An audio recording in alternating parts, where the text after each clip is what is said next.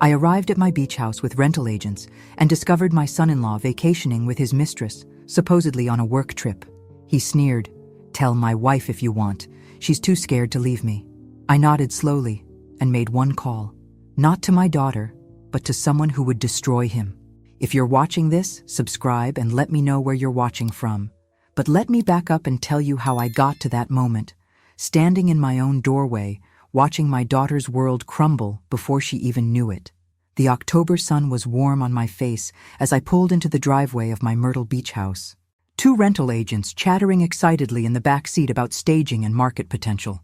I'd been dreading this moment for weeks, but Frank's medical bills had drained our savings, and even 3 years after his passing, I was still drowning in debt. "Mrs. Walsh, this property is absolutely stunning," gushed Jennifer, the younger agent, her stilettos clicking on the wooden deck. "Oceanfront, 3 bedrooms, that gorgeous wraparound porch. We'll have no trouble finding buyers." I fumbled with my keys, hands shaking slightly. This house held 40 years of memories. Frank proposed to me on this very deck. Katie took her first steps in the living room. But memories don't pay bills, and at 64, I needed to be practical. "The master bedroom has that incredible view," I said, pushing open the front door. "Frank always said he wanted to wake up to the ocean every—" I stopped mid-sentence. There were voices coming from upstairs, male and female talking softly. My blood ran cold. "Is someone supposed to be here?" asked Robert, the senior agent, checking his phone. I shook my head, motioning for them to stay back. The voices were clearer now, coming from my bedroom. A man's deep laugh, followed by a woman's giggle. My heart hammered against my ribs as I crept up the stairs, the old floorboards betraying my presence with soft creaks. The bedroom door was slightly ajar. Through the gap, I could see movement on my bed, my grandmother's quilt tangled around 2 figures. The man's back was turned to me, but I knew those broad shoulders, that perfectly styled dark hair. Michael Crawford, my son-in-law. The woman beneath him definitely wasn't my daughter Katie. This woman was blonde, younger, with perfectly manicured nails that were currently running through Michael's hair. "When do you have to be back?" the woman asked, her voice breathy. "Not until Sunday night," Michael replied, pressing kisses along her neck. "I told Katie I had that investors' conference in Atlanta. She never questions my business trips." My vision blurred with rage. Katie was home in Charleston, probably making Michael's favorite dinner for when he returned, while he was here desecrating my marriage bed with his mistress. "Michael Crawford," I said loudly, pushing the door open. The scene that followed would have been comedic if it weren't so devastating. Michael jerked upright, his face cycling through confusion, recognition, and panic in rapid succession. The blonde woman, barely older than Katie, scrambled to cover herself with my quilt. "Mrs. Walsh," Michael stammered, grabbing a pillow to cover himself. "I can explain." "Can you?" I crossed my arms, amazed at how calm my voice sounded. "Explain to me why you're in my house, in my bed, with someone who isn't my daughter?" The woman was frantically gathering her clothes. "I should go," she whispered. "Stay right there, Sandra," I said sharply. Her startled expression confirmed what I already suspected. I knew exactly who she was. Sandra Mitchell, the 28-year-old marketing coordinator from Michael's firm. Katie had mentioned her before, how Michael always praised her work. Michael's shock was wearing off, replaced by something uglier. "Look, what Katie doesn't know won't hurt her. This doesn't change anything. Doesn't it?" I stepped closer. "My daughter loves you. She defends every late night, every business trip, every time you make her feel small." "Katie's fine," he snapped, pulling on his pants. "She has everything she wants. House, car, that ridiculous shopping habit. She's not exactly suffering." The casual cruelty in his voice made my stomach turn. "She wants your love, Michael, your respect, your faithfulness." He laughed, actually laughed. "Faithfulness? Come on, Mrs. Walsh. Katie's gotten comfortable. She stopped trying years ago. Look at Sandra here." He gestured to the trembling young woman. "She appreciates what she has." "Get out," I said quietly. "Now wait a minute," Michael said, his tone shifting to that condescending voice he used when he thought he had the upper hand. "Let's be reasonable. You need to sell this place, right? I heard Katie talking about your financial situation. Maybe we can work something out." The audacity was breathtaking. Work something out? I could help with the listing, maybe find a buyer through my contacts. For the right price, of course. All you need to do is forget what you saw here. I stared at him for a long moment. This man who had systematically isolated my daughter from her friends, her family, her own sense of worth, who made her believe she was lucky to have him. Or, Michael continued, his voice taking on an edge, you can tell Katie what you saw. Go ahead. She's too scared to leave me anyway. She knows she'll never find anyone else willing to put up with her issues. That's when something snapped inside me. Not broke, snapped into place, like a puzzle piece finally finding its home. You're right, I said calmly. I should tell Katie. Michael's relief was visible. Good. I knew you'd be reasonable. I pulled out my phone, but instead of calling Katie, I scrolled to a different number. One I hadn't used in over 2 years. Wait, Michael said, unease creeping into his voice. Who are you calling? I smiled as the call connected. Hello, Tony. It's Maggie Walsh. Remember how you said to call if I ever needed anything? I paused, watching Michael's face drain of color. Well, I think it's time we had that conversation about Michael Crawford. Michael's arrogance evaporated like morning mist. Who the hell is Tony? I continued my phone conversation, never breaking eye contact with my son-in-law. Yes, the same Michael Crawford we discussed before. It seems my suspicions were correct. I paused, listening. Wonderful. I'll send you the photos in an hour. Photos? Sandra squeaked from behind the bed. I held up my phone, showing them the pictures I'd snapped while they were too distracted to notice. Amazing what these smartphones can capture these days. Michael lunged toward me, but I stepped back into the hallway. I wouldn't if I were you. Tony doesn't like it when people threaten his friends. You're bluffing, Michael said, but his voice shook. You don't know anyone named Tony. The truth was, I knew Detective Tony Russo quite well. He'd been Frank's partner on the Charleston police force for 15 years before Frank retired to become a private investigator. Tony had stayed in touch after Frank's death, checking on me occasionally, offering help whenever I needed it. What Michael didn't know was that Tony had been investigating financial irregularities at Prestige Investments, Michael's firm, for the past 6 months. He'd even asked me if I'd noticed any unusual behavior from Michael, any sudden wealth or expensive purchases that didn't match his salary. I'd told Tony I hadn't noticed anything, but that was before I found out about the beach house visits, the designer clothes Michael bought Katie on sale, the luxury car he claimed was a company bonus. Pack your things, I told them both. You have 10 minutes before I call the police for trespassing. This is ridiculous, Michael blustered, but he was already grabbing his clothes. Katie will hear about this. She'll never forgive you for destroying her marriage. Her marriage was already destroyed, Michael. She just didn't know it yet. Sandra had dressed quickly and was edging toward the door. I blocked her path. Not so fast. Sandra, you and I need to chat. I don't have anything to say to you, she whispered. Oh, but you do.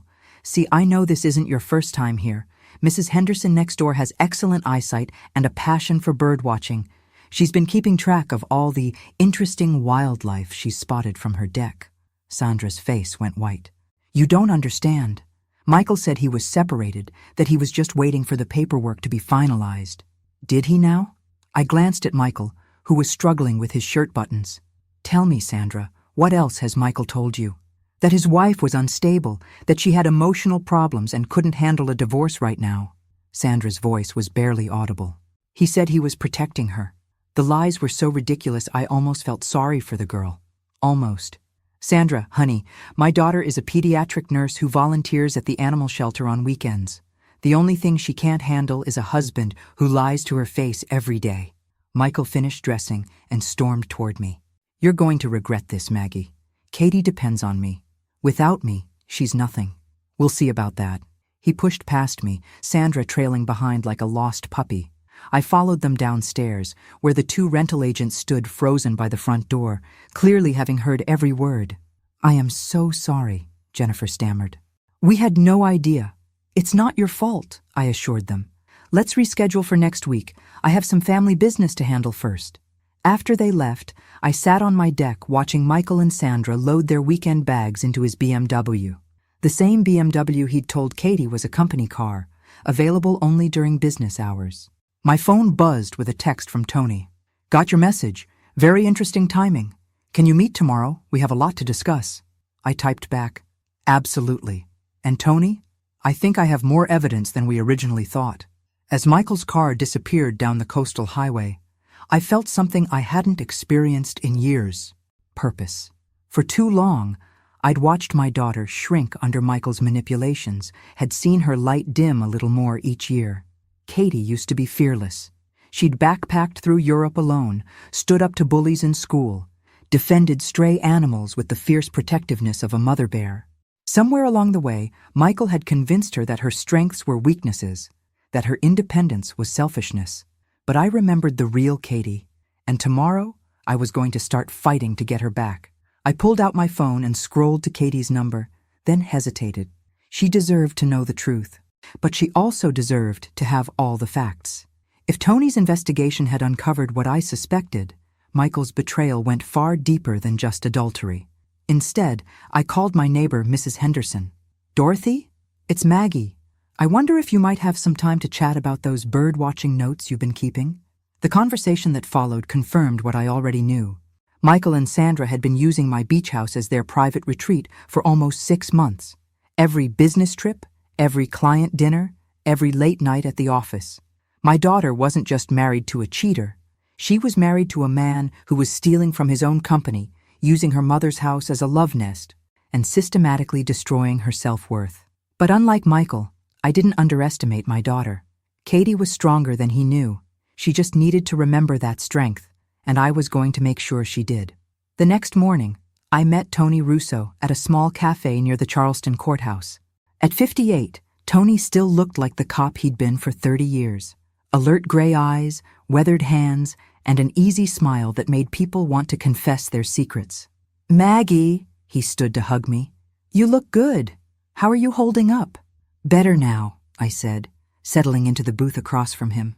Tell me about this investigation. Tony glanced around the cafe, then leaned forward. Prestige Investments has been under surveillance for 8 months. We have evidence of a sophisticated embezzlement scheme involving multiple employees. My coffee cup trembled in my hands. And Michael? He's not just involved. Maggie, we think he's running it. The words hit me like a physical blow. Running it? The scheme works by creating false client accounts, making legitimate investments, then skimming the profits before they're reported. The clients never know because their statements show the expected returns. I thought about Katie's new car, their renovated kitchen, the expensive clothes Michael bought her. How much money are we talking about? Close to $2 million over 3 years. My stomach dropped. $2 million? The beauty of the scheme is that it looks legitimate on the surface. Michael has been very careful, but he got greedy. Started living too lavishly. New car, expensive vacations, that renovation on their house. Katie thinks he got promoted, I whispered. He did get promoted, but his salary doesn't come close to covering their lifestyle. Tony pulled out a manila folder. These are financial records we've been able to trace. Credit card statements, bank transfers, property purchases. I flipped through the documents, recognizing locations and dates. The weekend in Napa, $8,000. Katie's diamond necklace, $15,000. The company bonus that paid for their kitchen renovation, $45,000. All of it stolen. Tony, Katie doesn't know any of this. We figured as much. Your daughter has a spotless record, and her financial activity shows someone who lives within her means. The expensive purchases all trace back to Michael's accounts. What happens when you arrest him? Tony's expression grew grim. That's where it gets complicated. We need more evidence to make the charges stick. Michael has been careful to cover his tracks, and we suspect he's preparing to disappear. Disappear? New identity, offshore accounts. We've seen it before. These white-collar criminals often have exit strategies. I thought about Sandra, about Michael's casual cruelty toward Katie. And he'd leave my daughter holding the bag. Probably. Her name is on some of the property purchases, joint bank accounts. Even if she's innocent, she could face charges. The rage that had been simmering since yesterday erupted into white-hot fury. Michael wasn't just betraying Katie emotionally. He was setting her up to take the fall for his crimes. What do you need from me? Access to Michael. We need him to make a mistake, get careless. Right now, he's being too cautious. I smiled, remembering the arrogance in Michael's voice yesterday. I think I can help with that. Maggie, This isn't a game. If Michael suspects you're working with us, he won't. Trust me, Tony, I know exactly which buttons to push. That afternoon, I drove to Katie's house, my heart breaking as I pulled into their perfectly manicured driveway. The house looked like a magazine cover, all clean lines and expensive landscaping that screamed success, success built on lies and stolen money. Katie answered the door in scrubs, her blonde hair pulled back in a messy bun. She looked tired, older than her 32 years. "Mom, what a surprise. Come in, come in." She hugged me, and I caught a whiff of that familiar scent, the lavender lotion she'd used since college. "I was in the neighborhood," I lied smoothly. "Thought I'd stop by and see how you're doing." "I'm good. Tired. Work has been crazy, and Michael's been traveling so much lately." She led me into their living room, gesturing to the new furniture. "Do you like the sofa? Michael surprised me with it last week. The sofa probably cost more than Katie made in 2 months." "It's beautiful, honey. Business must be going well." "Oh yes, incredibly well. Michael keeps getting these amazing bonuses. Sometimes I feel like I'm married to a stranger, this successful, important businessman." Katie's laugh had a hollow quality. "Remember when we used to worry about rent money?" I remembered. I also remembered the vibrant, confident woman who used to laugh without reservation. "Katie, can I ask you something?" "Of course. Do you ever miss your old life, before all this success?" Katie's smile faltered. "What do you mean?" "You used to paint. You had that studio apartment with terrible lighting. But you'd stay up until 3 a.m. working on canvases. That was a long time ago, Mom. You were happy. I'm happy now." But she wouldn't meet my eyes. "Are you?" The question hung in the air between us. For a moment, I saw a flicker of the old Katie, the one who never backed down from difficult conversations. "Michael says artistic pursuits are selfish when you're building a life together," she said finally. "He's right. I need to focus on our future." "What about your future, Katie? What do you want?" "I want what we have. Security, stability, a nice home." Her voice sounded rehearsed, like she'd practiced these words in the mirror. "And what does Michael want?" Katie's expression shifted, became guarded. "Why are you asking me this?" "Because I love you, and I see how you've changed." "People change, Mom. They grow up. They realize that dreaming about being an artist doesn't pay the bills. Since when do you care about money?" "Since I realized how hard life can be without it." Katie stood up abruptly. "Would you like some coffee? I just made a fresh pot." I followed her into the kitchen, noting the high-end appliances, the granite countertops, the wine fridge that probably cost more than my car. "Katie, if something happened, if everything fell apart, would you be okay?" She froze, coffee pot in hand. "What do you mean?" "I mean, are you prepared to take care of yourself? Do you have your own savings, your own plans?" "Mom, you're scaring me. Is something wrong? Are you sick?" "I'm fine, sweetheart. I just worry about you depending on someone else so completely." Katie set down the coffee pot and turned to face me. "Michael takes care of me. He makes sure I have everything I need. But what do you need, Katie? Really need?" For a moment, her carefully constructed composure cracked. I saw confusion, fear, and something else, a deep, aching loneliness. "I need to not worry about money," she whispered.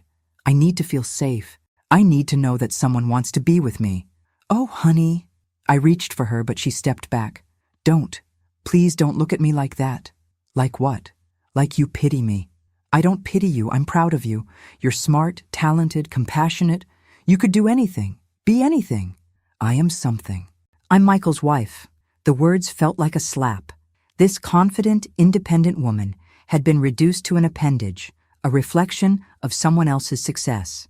My phone buzzed with a text from Tony. "We may have to move faster than expected. Can you meet tonight?"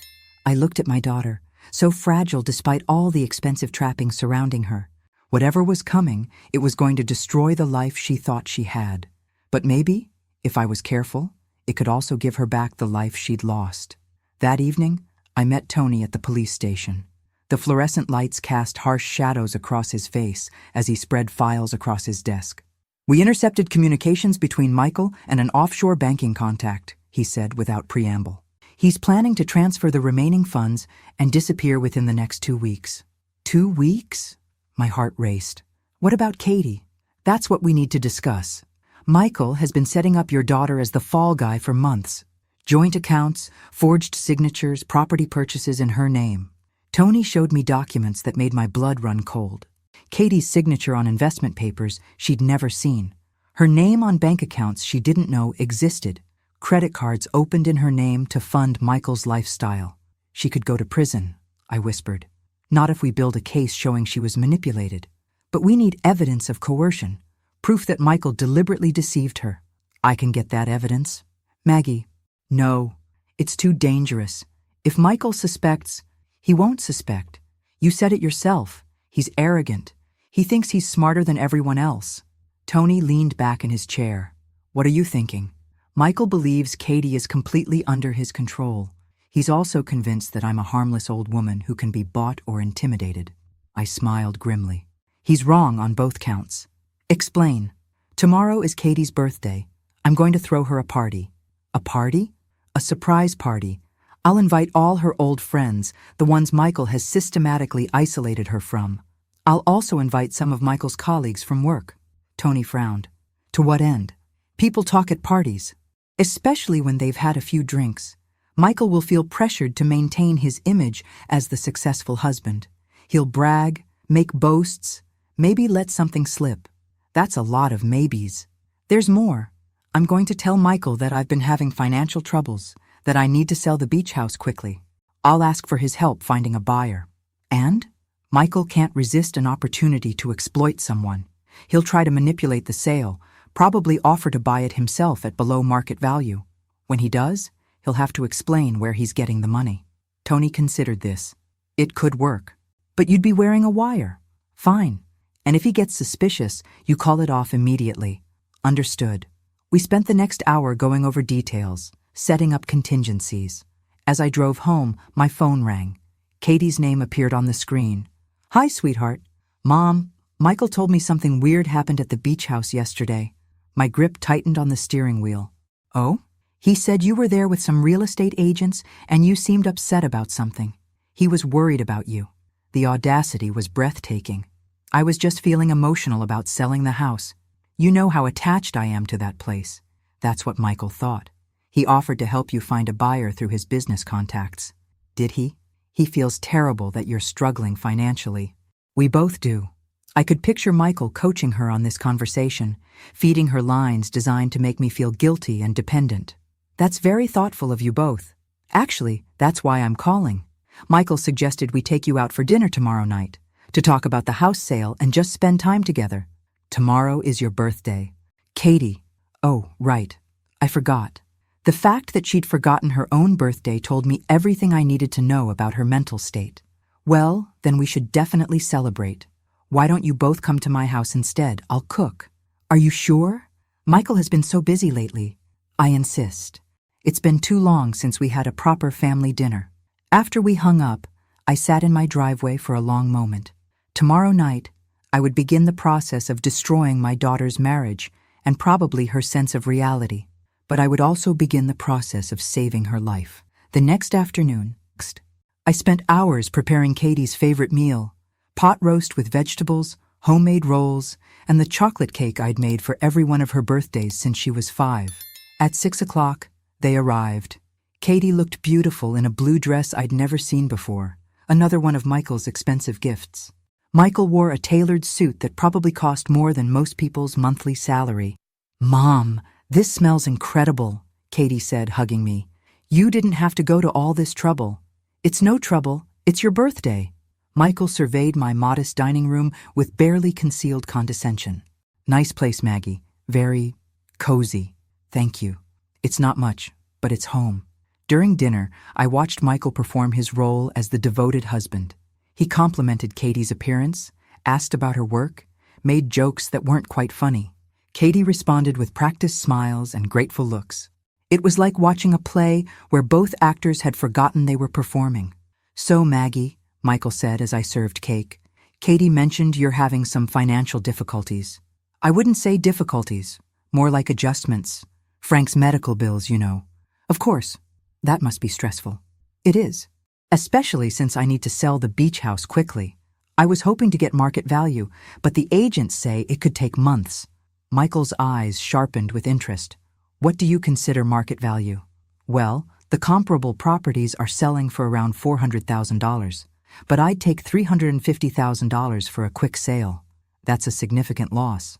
I don't have much choice. The mortgage payments are becoming difficult to manage. Michael exchanged a look with Katie. You know, I might be able to help. I have contacts in real estate investment, people who buy properties quickly for cash. That sounds wonderful. What kind of timeline are we talking about? I could make some calls this week. These investors typically move fast when they see the right opportunity. And what would they consider the right opportunity? Michael leaned forward, his businessman persona fully activated. Properties that can be acquired below market value and flipped quickly. Your beach house would be perfect for that kind of investment. How much below market value? Well, for a cash sale with quick closing, they'd probably offer around $250,000. Katie looked surprised.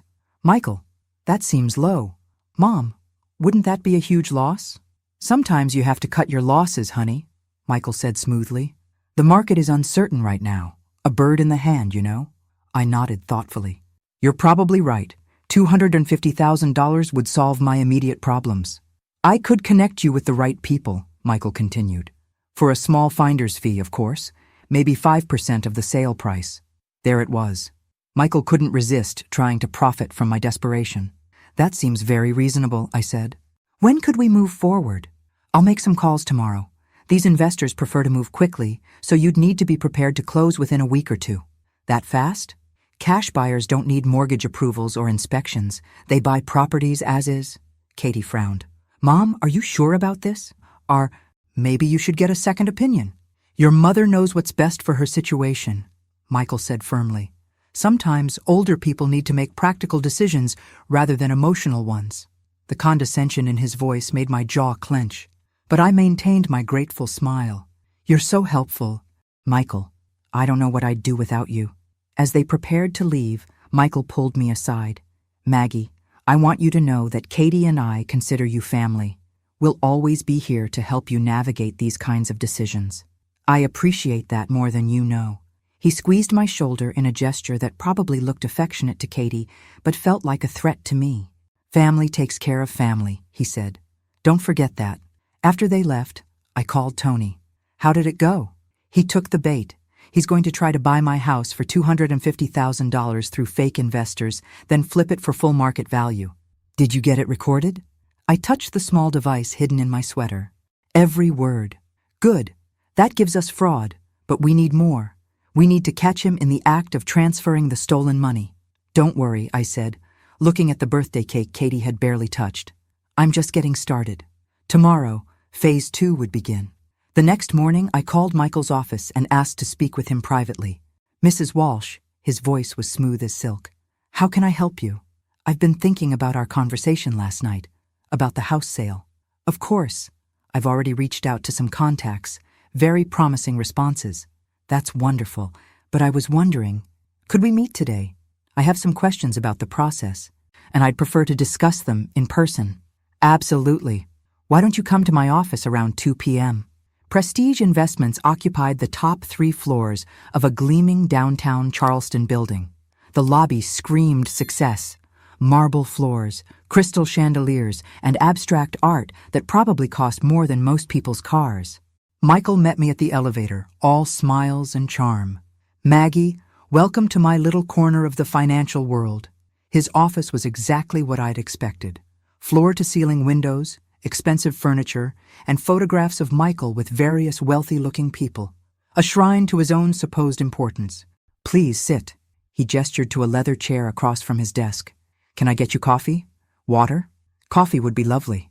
As Michael buzzed his assistant, I noted the expensive watch on his wrist, the custom-tailored suit, the Italian leather shoes, all purchased with stolen money. So, he said, settling behind his desk, what questions can I answer about the house sale? Well, I was wondering about the timeline. You mentioned these investors move quickly? Very quickly. In fact, I heard back from one of them this morning. He's very interested. That's exciting. What did he say? Michael pulled out a file folder. Props for his performance. He's prepared to offer $240,000 for a cash purchase, closing within 10 days. $240,000. Yesterday you mentioned $250,000. These investors are negotiators, Maggie. They start low and work their way up. but $240,000 is still an excellent offer for a quick sale. I pretended to consider this. And your finder's fee? Given the quick turnaround and the service I'm providing, I think 8% would be appropriate. So Michael was planning to steal $19,200 from me while helping his fake investor steal $160,000. The greed was staggering. That seems fair, I said. But I have to ask, this investor, he has the cash available immediately? Absolutely. These high net worth individuals keep substantial liquid assets for exactly these kinds of opportunities. High net worth individuals? What kind of business is he in? Michael hesitated for just a moment. Import-export. Very successful operation. I see. And you've worked with him before? Several times. Very reliable, very discreet. I nodded thoughtfully.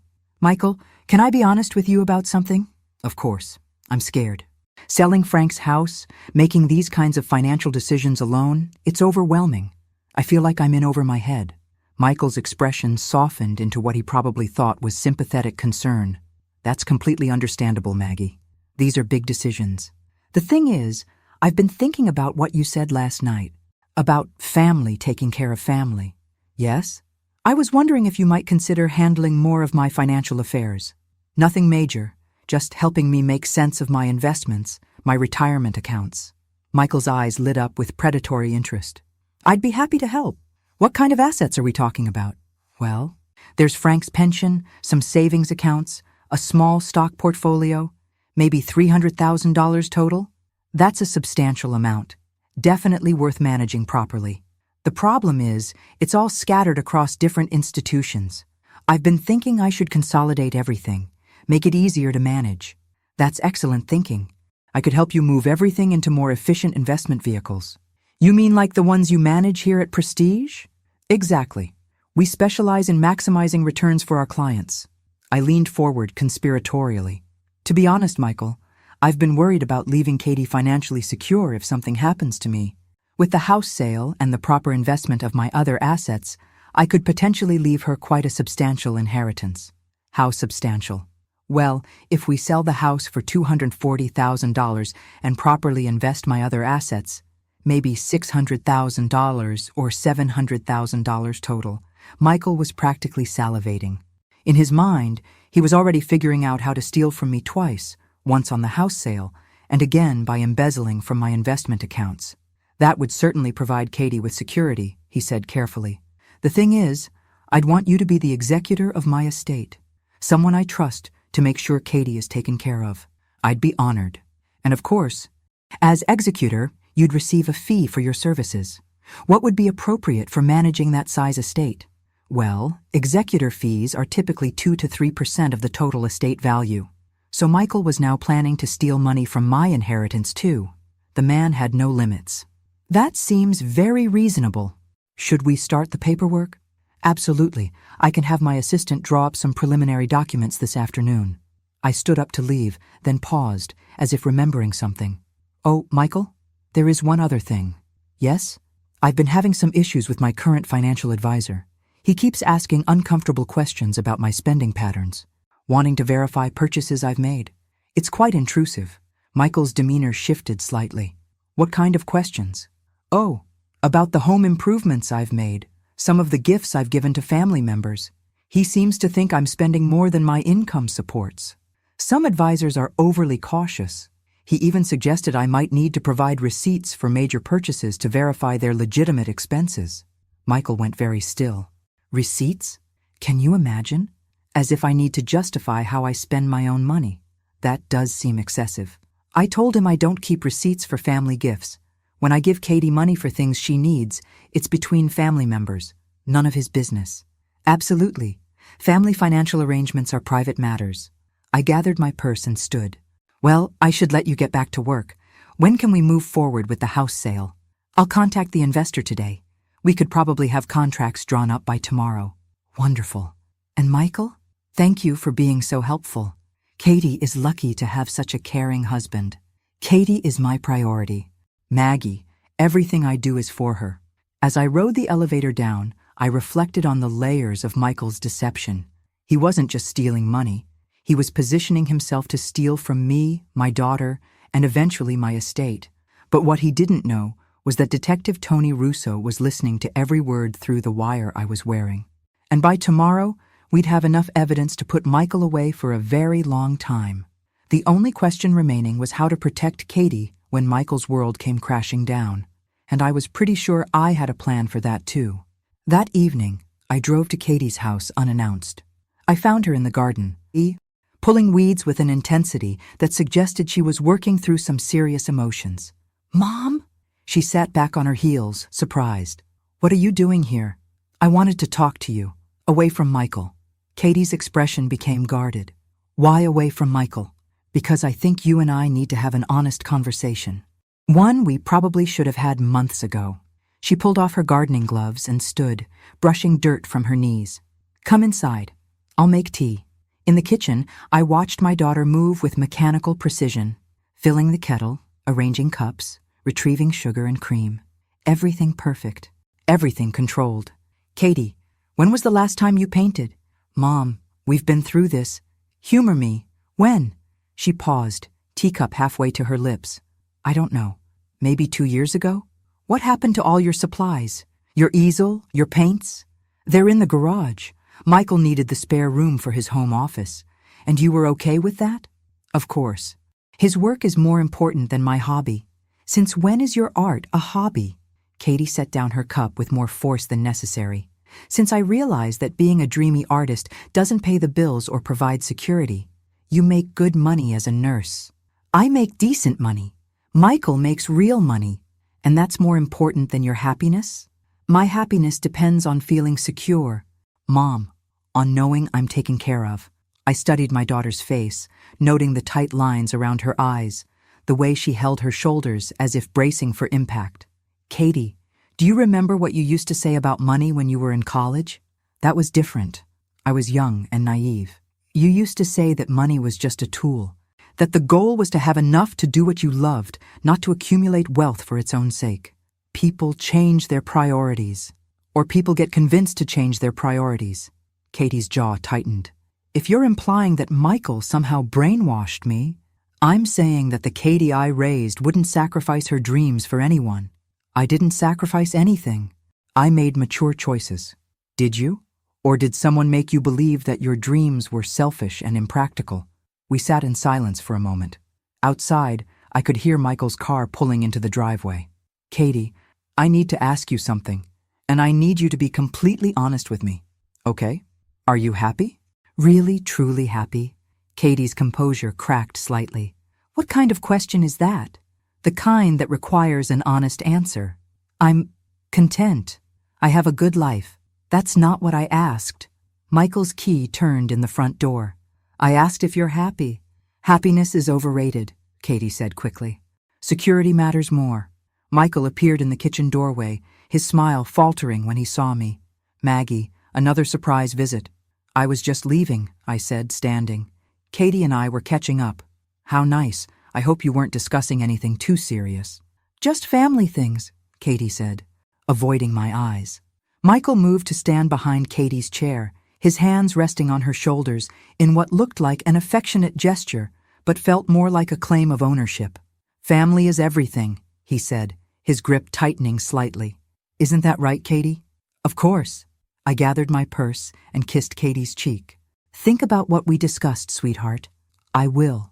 As I drove home, I thought about the way Katie had flinched when Michael touched her shoulders, the relief in her voice when I said I was leaving. My daughter was living in a beautiful prison, and she'd been convinced that the bars were for her protection. Tomorrow those bars would come crashing down. The question was whether Katie would see it as liberation or destruction. My phone rang as I pulled into my driveway. Tony's name appeared on the screen. "How did the office meeting go?" "Perfectly. He's planning to defraud me in at least 3 different ways. And tonight? Katie is more fragile than I thought. When this comes out, she's going to need serious support. We've arranged for a victim advocate to be present during the arrest, someone specifically trained in financial abuse cases." "Good. Tony, there's something else. I think Michael has been psychologically manipulating Katie for years, isolating her, undermining her confidence, making her financially dependent. That fits the profile. These white-collar criminals often use emotional manipulation to control their victims. She's going to blame herself when she finds out about the stolen money. The advocate will help with that. Maggie, are you ready for tomorrow? Tomorrow, Michael would bring me contracts for the house sale. He'd try to rush me through the signing, eager to set his final theft in motion. Instead, he'd find himself under arrest for embezzlement, fraud, and conspiracy. I'm ready, I said. The question is whether Katie will ever forgive me for destroying her world. You're not destroying her world. Maggie, you're saving her from a lie. As I hung up the phone, I looked at the photo on my mantel, Katie at her college graduation, paint-stained and radiant, holding up a canvas she'd completed the night before. She'd painted a sunrise over the ocean, all golden light and infinite possibility. Tomorrow, I was going to help my daughter find her way back to that light, even if she hated me for it. The next morning arrived with the kind of crisp October air that made everything feel possible. I dressed carefully in my best navy suit, the one Frank always said made me look distinguished, and positioned the recording device Tony had given me. At exactly 10 a.m., Michael knocked on my door, briefcase in hand, and that practiced smile plastered across his face. Maggie, you look wonderful this morning. Thank you, Michael. Come in, come in. He settled into my living room like he owned the place, spreading contracts across my coffee table with theatrical efficiency. I have excellent news, he announced. My investor friend was so impressed with the property photos that he's prepared to move forward immediately. I leaned forward with what I hoped looked like eager anticipation. How immediately? We could close tomorrow if you're ready to sign today. Tomorrow? That seems awfully fast. Cash buyers don't mess around, Maggie. When they want something, they move quickly. Michael pulled out an official-looking document. This is the purchase agreement. $240,000 cash, as is condition, no inspections, no contingencies. I pretended to study the contract while noting the details Tony would want to hear. The buyer was listed as Coastal Properties LLC, undoubtedly a shell company Michael had created for this purpose. And your fee? 8% as discussed, $19,200. I picked up my pen, then hesitated. Michael, I have to ask, this buyer, he's legitimate? I'm not going to have any legal problems? Absolutely legitimate. I've done business with him many times. And the money? It's legal money? Michael's smile tightened almost imperceptibly. Maggie, what kind of question is that? I'm sorry. It's just that Frank always warned me about deals that seem too good to be true. This isn't too good to be true. It's a fair market transaction. I nodded and signed the first page, then paused at the second. What's this about a cashier's check being held in escrow? Standard procedure. The money gets deposited with a neutral third party until closing. And who is this third party? Prestige Investments has an escrow account for exactly these kinds of transactions. Of course they did. Michael was planning to route the stolen money through his own company's accounts to make it look legitimate. That's convenient, I said, signing the second page. We aim to make things easy for our clients. As I reached for the final page, my doorbell rang. Michael frowned. Are you expecting someone? I don't think so. I went to the window and felt my heart skip. Tony Russo was standing on my porch, along with two other men in suits. Oh my, that's Detective Russo, Frank's old partner. Michael went rigid. Detective? He stops by occasionally to check on me. Frank asked him to keep an eye out.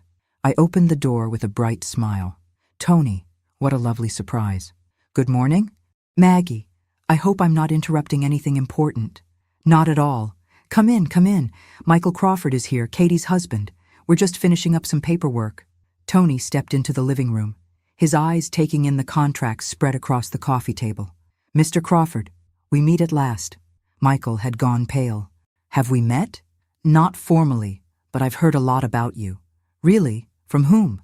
Tony smiled, but it wasn't friendly. Multiple sources, actually. Mr. Crawford, I'm going to need you to step outside with me. I'm sorry? You're under arrest for embezzlement, fraud, and conspiracy to commit grand theft. The color drained completely from Michael's face. This is ridiculous. You have no idea what you're talking about. We have recorded conversations, financial records, and testimony from multiple witnesses. Tony nodded to his colleagues, who moved to flank Michael. You have the right to remain silent. As Tony read Michael his rights, I watched my son-in-law's carefully constructed world crumble. The arrogance melted away, replaced by panic and desperate calculation. "This is a mistake," Michael kept repeating. "I haven't done anything wrong." "Tell it to the judge," Tony said, cuffing him. "Mrs. Walsh, we'll need you to come to the station later to give a formal statement." "Of course." As they led Michael away, he turned back to me with a look of pure hatred. "You have no idea what you've done. Katie will never forgive you for this." "We'll see about that," I said calmly. After they left, I sat in my quiet living room, staring at the unsigned contracts. In a few hours, Katie would learn that her husband was a criminal and that her mother had been instrumental in his arrest. I picked up my phone and dialed her number. Katie answered on the second ring. "Mom, is everything okay?" "Sweetheart, I need you to come over, right away." "What's wrong? You sound strange." "I'll explain when you get here. Can you leave work?" Yes, I suppose." "Mom, you're scaring me." "I know. Just come, please." 20 minutes later, Katie rushed through my front door, still wearing her scrubs from the hospital. "What's the emergency? Are you hurt? Sick?" "Sit down, Katie." "Oh God, you are sick. What is it? Cancer? Your heart?" "I'm fine, physically, but we need to talk about Michael." Katie's expression shifted from worry to defensiveness. "What about Michael? He was arrested this morning." The words hung in the air like smoke. Katie stared at me as if I'd spoken in a foreign language. "Arrested? For what?" "Embezzlement. He's been stealing from his company for years." "That's impossible." Katie's voice was barely a whisper. "Michael would never. He's successful. He earns good money. The money he's been spending. The lifestyle you've been living. It was all stolen, Katie." "No." She stood up abruptly, pacing to the window. "No, that can't be right. There's been a mistake." I pulled out the documents Tony had shown me, bank records, financial statements, evidence of Michael's crimes. "It's all here, sweetheart. $2 million stolen over 3 years. Katie's knees buckled. I caught her arm and guided her back to the chair. $2 million? Her voice cracked. "But that means the house, the car, my jewelry, all purchased with stolen money." "Oh, God." Katie buried her face in her hands. "I'm going to prison." "No, you're not. The police know you were an unwitting victim." "Victim?" Katie's head snapped up. "I'm his wife. I live in that house. I drive that car. I wear the jewelry he bought me. How can I be a victim?" "Because you didn't know where the money came from." "But I should have known. I should have asked questions, demanded explanations." I knelt beside her chair. "Katie, Michael is a master manipulator. He spent years convincing you that you were lucky to have him, that you couldn't survive without him. Maybe I am lucky. Maybe I can't survive without him." The defeated tone in her voice broke my heart. "Sweetheart, you're one of the strongest people I know. You just forgot that about yourself. Strong people don't get fooled for years. Strong people don't live off stolen money without realizing it. Smart people get fooled by experts, Katie, and Michael is an expert." We sat in silence while Katie processed the magnitude of what had happened. Finally, she looked up at me with red-rimmed eyes. "How did you know? How did you find out?" That was the question I'd been dreading. "I caught him with another woman." "What?" "At the beach house, yesterday morning. He was there with his secretary, Sandra." Katie's remaining composure shattered completely. She doubled over as if she'd been punched, sobbing with the kind of raw pain that comes from the deepest betrayal. "How long?" she gasped between sobs. "I don't know. Several months at least." "So while I was making his favorite dinners and ironing his shirts and believing every lie he told me about working late, he was sleeping with someone else?" "Yes. In your house. In your bed." "Yes." Katie's sobs turned to rage. "That bastard, that lying, stealing, cheating bastard. There's more, Katie." She looked up, her face streaked with tears. "More? He was setting you up to take the blame for the thefts. Your name is on documents you never signed, bank accounts you didn't know existed. He was going to let me go to prison? He was going to disappear and leave you holding the bag." The rage in Katie's eyes intensified. "How do you know all this?" "Detective Russo, Dad's old partner, has been investigating Michael's company for months. When I told him what I saw at the beach house, we worked together to gather evidence." "You've been investigating my husband?" "I've been trying to protect you." Katie stood up again, this time with purpose rather than panic. "Where is he now?" "In jail, I assume. He'll probably make bail, but his assets are frozen. Good. I hope he rots in there.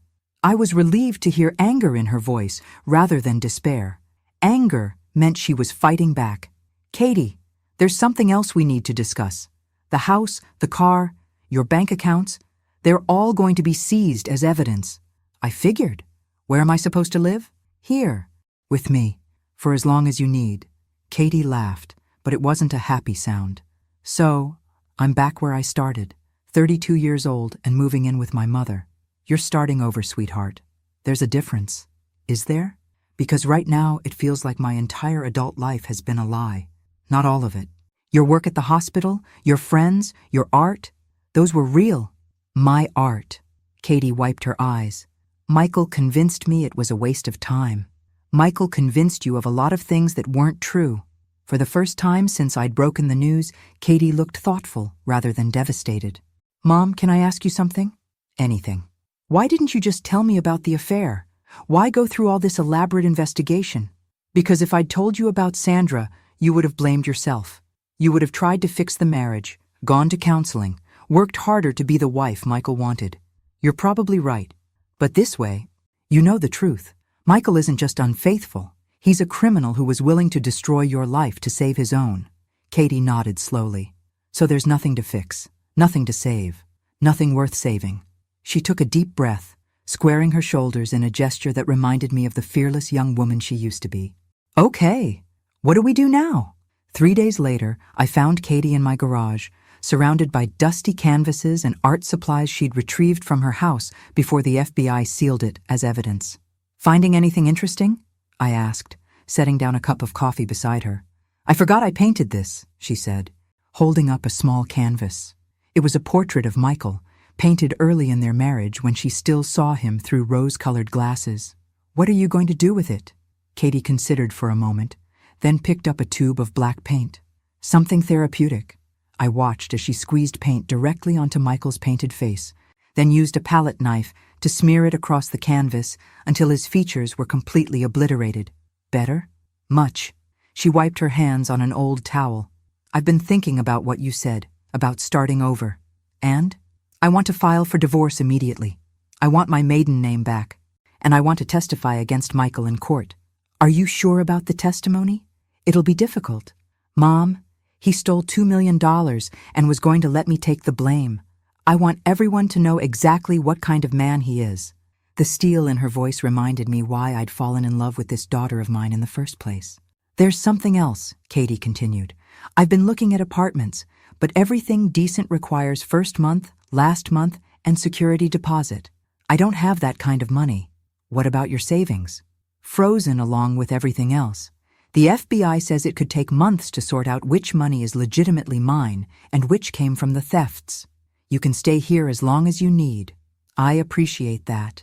But I need my independence back. I've been dependent on someone else for too long. I understood that feeling completely. What if I co-signed a lease for you, just until your finances are sorted out? I can't ask you to do that. You're not asking. I'm offering. Katie hugged me, and for the first time in years, it felt like hugging my real daughter instead of the diminished version Michael had created. There's one more thing, I said.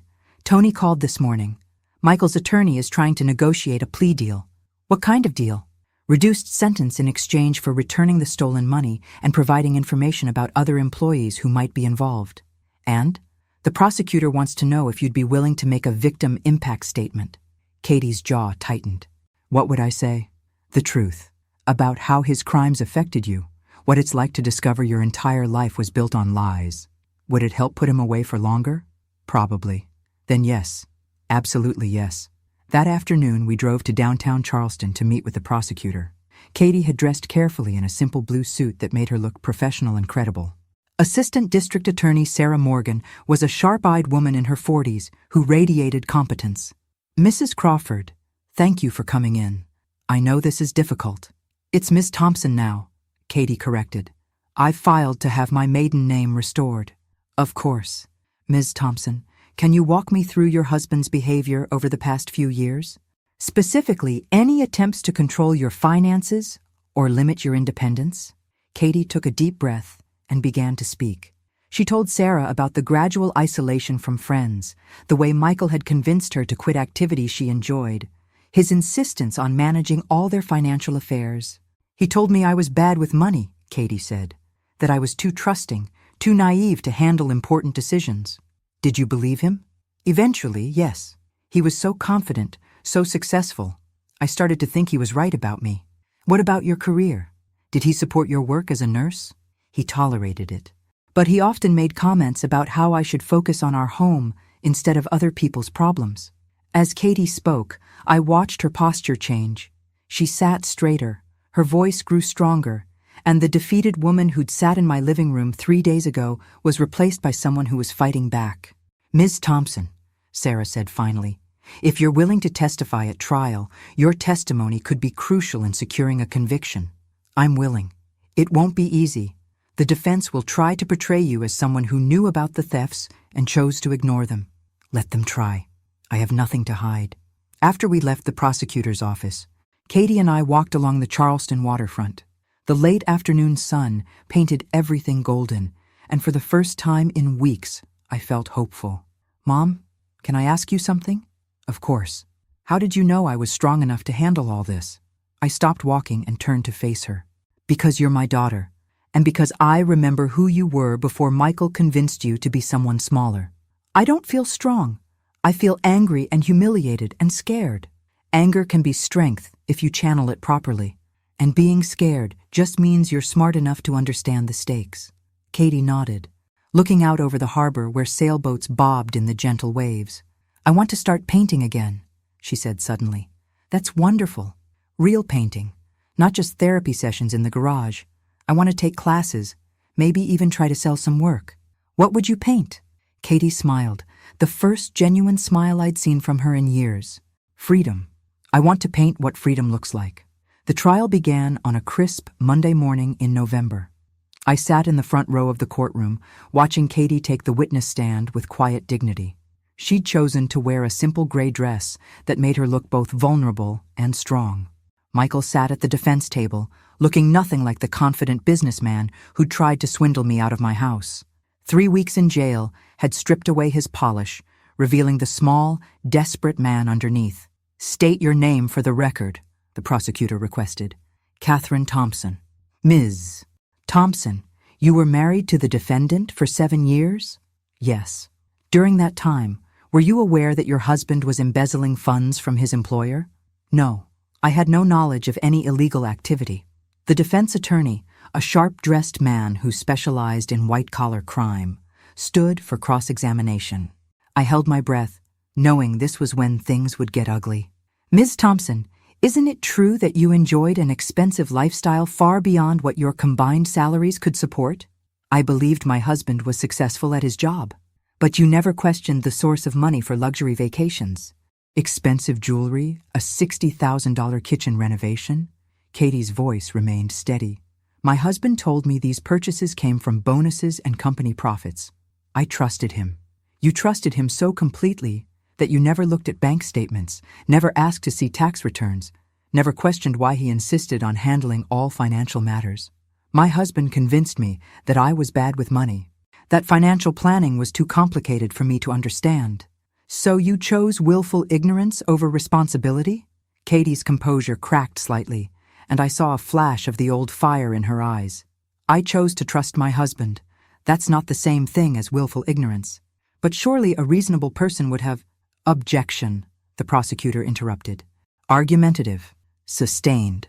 The defense attorney tried several more angles, but Katie held firm. Yes, she'd enjoyed the lifestyle Michael provided. No, she hadn't questioned his explanations. But most importantly, she'd had no knowledge of the criminal activity funding their life. When Katie stepped down from the witness stand, I wanted to applaud. She'd been everything I knew she could be, honest, strong, and unashamed of having trusted someone she loved. But the real drama came when Michael's business partner, James Morrison, took the stand. Mr. Morrison, the prosecutor began, how long have you known the defendant? 12 years. We started at Prestige Investments around the same time. Were you aware of Mr. Crawford's embezzlement activities? James shifted uncomfortably. I suspected something was wrong about 2 years ago. What made you suspicious?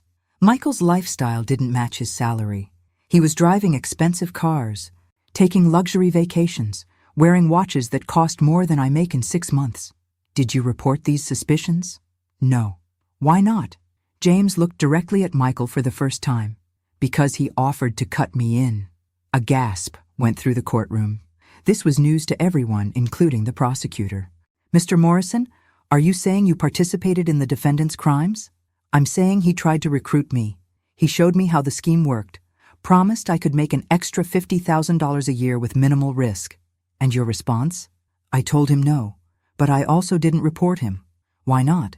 Because I was scared. Michael made it clear that if anyone investigated him, he had contingency plans. The prosecutor leaned forward. What kind of contingency plans? He said he had documentation that would implicate other people in the company, people who had nothing to do with the thefts. Did he mention any specific names? James hesitated, then looked at Katie in the gallery. He said his wife's name was on enough documents to send her to prison for 20 years.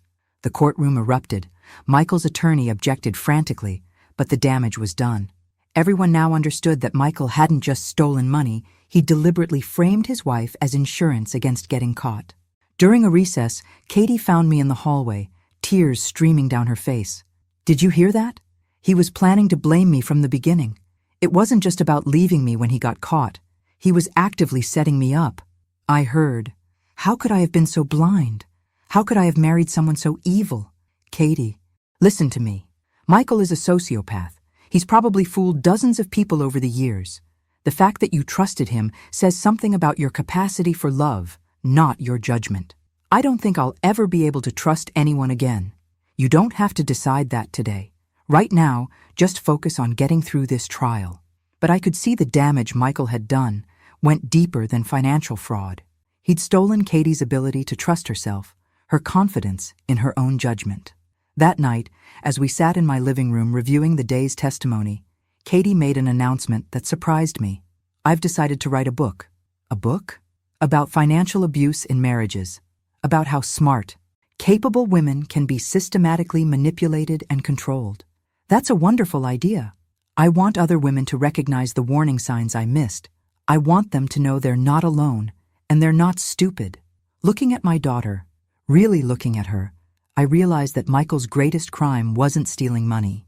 It was convincing a brilliant, talented, compassionate woman that she was weak and worthless. But he'd failed. Katie was still brilliant, still talented, still compassionate, and now she was angry enough to fight back.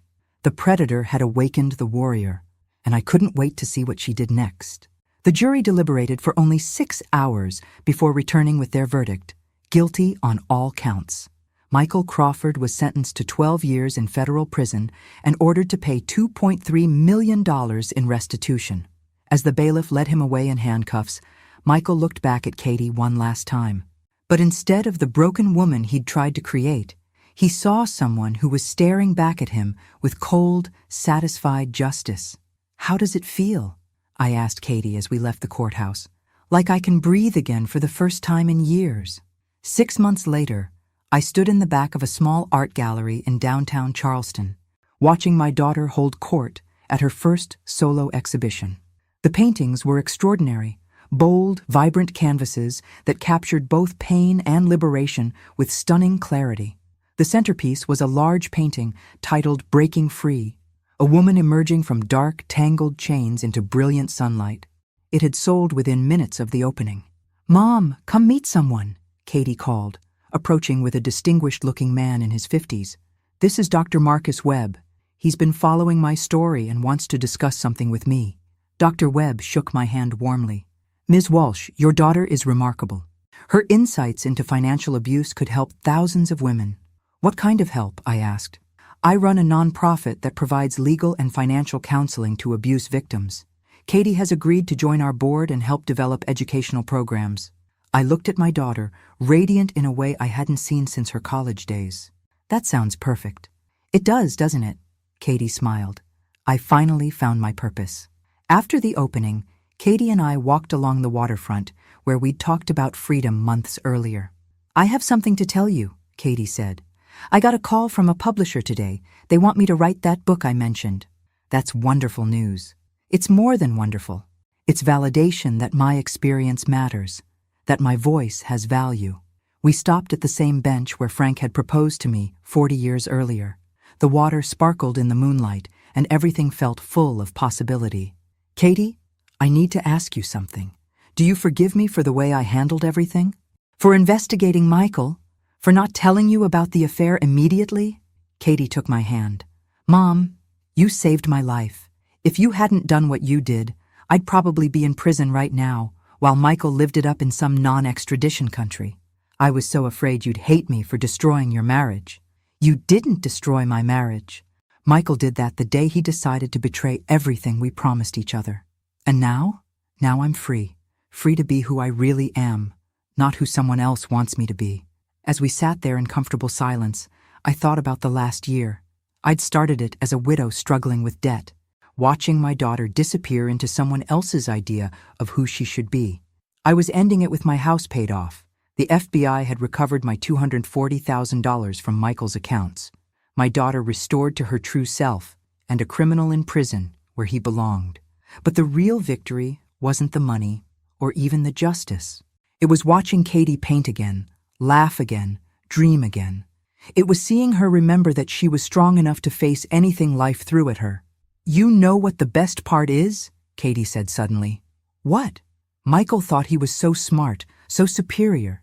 He thought he could manipulate everyone around him forever. And instead, he was outsmarted by two women he considered weak and insignificant. I laughed. I wonder if he's figured that out yet. Oh, I'm sure he has. 12 years in prison gives a person a lot of time to think about their mistakes. As we walked back toward the car, Katie stopped suddenly.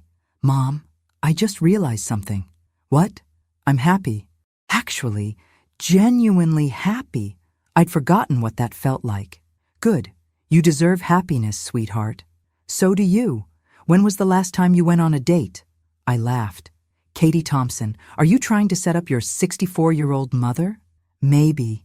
There's this doctor at the hospital, a widower about your age. Very nice. Loves art. Has a great sense of humor. We'll see. That's not a no. That's not a no. As we drove home, I reflected on the journey that had brought us here. Sometimes protecting the people you love means making difficult choices. Sometimes it means letting them hate you temporarily so they can love themselves permanently. Michael Crawford had tried to steal more than money. He'd tried to steal my daughter's identity, her confidence, her future. But he'd underestimated the strength that runs in Thompson women. We bend, but we don't break. And when we fight back, we fight to win. Thanks for listening. Don't forget to subscribe and feel free to share your story in the comments. Your voice matters.